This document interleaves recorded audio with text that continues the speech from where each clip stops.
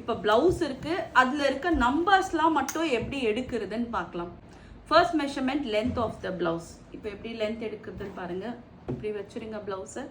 இங்கேருந்து இது வரைக்கும் லென்த் ஆஃப் த ப்ளவுஸ், இது வரைக்கும் லென்த் ஆஃப் த ப்ளவுஸ். நீங்கள் அப்படியே விடக்கூடாதுங்க, லைட்டாக ஒரு புல் கொடுக்கணும். எப்போவுமே ஒரு புல் கொடுத்து பார்த்தா தான் நமக்கு தெரியும். இப்போ அடுத்து வந்து ஷோல்டர் கண்டுபிடிக்கணும். ஷோல்டர் எப்படி கண்டுபிடிக்கிறது? இல்லை எடுத்துக்கங்க, இதோட ஈவனாக வர மாதிரி ஸ்ட்ரெயிட்டாக வச்சுருங்க.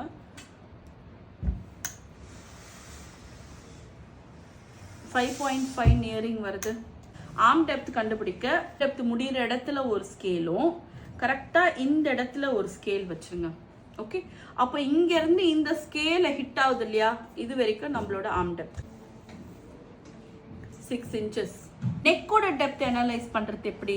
நெக் டெப்த்தை பார்க்கறதுக்கு இதை மட்டும் நம்ம எடுத்தால் போதும். இங்கேருந்து இது வரைக்கும் எவ்வளோ வந்திருக்கு? எனக்கு 5 இன்ச்சஸ் வந்திருக்கு.